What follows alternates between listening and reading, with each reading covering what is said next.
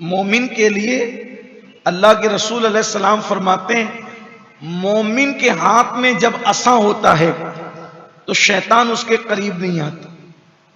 असा की भी बड़ी फजीलत है, इसलिए उस दौर में उलमा, बादशाह, सादात, सुलहा अपने हाथों में असा रखते थे। अब लोग मजबूरी की बुनियाद पे रखते हैं, लोग उस वक्त तो सुन्नत की वजह से रखते। मैं तो कहता हूं कि इस सुन्नत को भी जिंदा किया जाए। असर रखो अपने पास, लकड़ी का नहीं, स्टील का रखो क्योंकि हुजूर की सुन्नत है।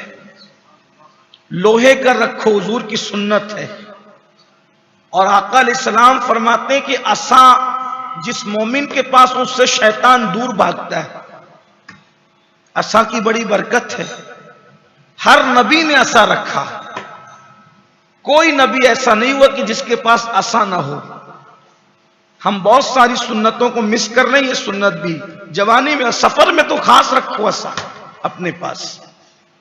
रसूलुल्लाह की सुन्नत है। अल्लाह के रसूल अलैहिस्सलाम ने फरमाया, मन तमस्सक बिसुन्नती इंदा फसाद उम्मती फलहु अज्र मियत शहीद, कि जब मेरी सुन्नत मिट रही हो उस वक्त जो मेरी सुन्नत को जिंदा करेगा, अल्लाह ताला उसको 100 शहीदों का सवाब अता फरमाएगा।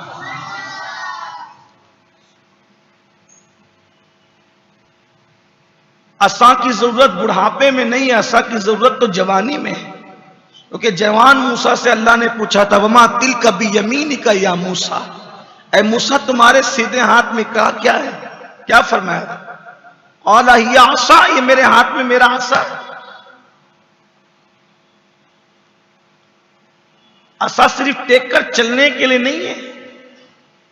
हजरते मूसा अलैहिस्सलाम से पूछा था कि आपके हाथ में क्या है? तो उन्होंने कहा था आसा है, और फिर कहा था कि मैं इससे टेक लगाता हूं, यानी मेरा आसा मेरे टेक लगाने के भी काम आता है। दरख्तों के पत्तों को झाड़ता हूं, दरख्तों के पत्तों को झाड़ने के लिए भी काम आता है।